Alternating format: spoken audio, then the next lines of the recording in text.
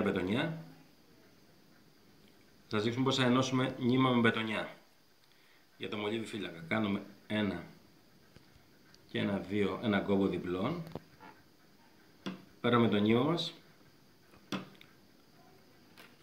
μας, το διπλώνουμε,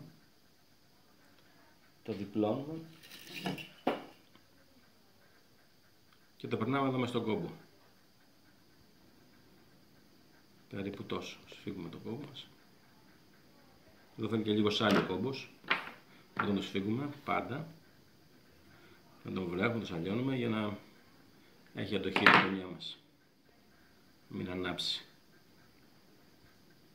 Φέρνουμε ένα τόσο περίπου κομμάτι, το οποίο είναι κανιά 15 πόντους.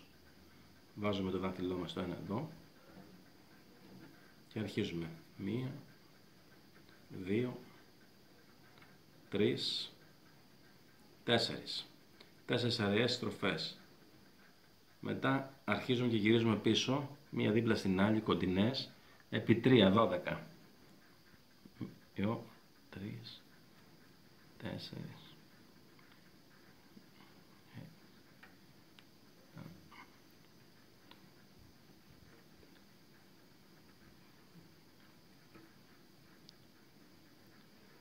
12.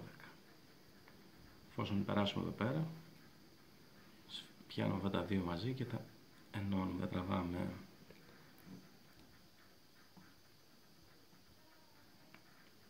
Αυτό έρχεται και σφίγγει πάνω στο κόμπο μας.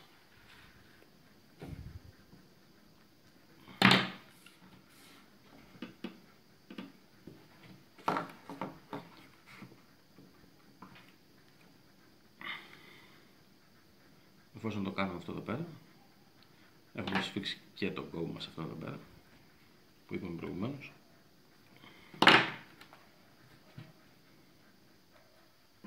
Κόβουμε τα δύο που εξέχουν. Την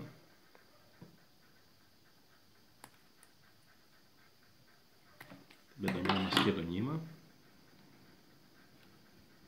τα οποία εδώ πέρα τα παίρνουμε και λίγο με έναν αναπτήρα και είμαστε έτοιμοι. Και εδώ μένει μια θηλιά πάρα πολύ ωραία που περνάει και στους οδηγούς το καλάμι μας χωρίς να κάνει ζημιά, και κρεμάμε το μολυβάκι για το φύλακα και έχουμε ένα παράμαλο. Ένας κόμπος πολύ δυνατός, γερός, δεν σπάει με τίποτα. Θα σπάσει το παράμαλο, ο κόμπος δεν πρόκειται να σπάσει. Τεσταρισμένο, δοκιμασμένο. Και όταν βραχώνει το μολύβι μας, θα σπάσει το μολύβι μας πάλι, αυτό δεν σπάει με τίποτα. Εφόσον είναι και καλής ποιότητας το νήμα. Και έχουμε και ένα πολύ ωραίο κόμπο να κρεμάσουμε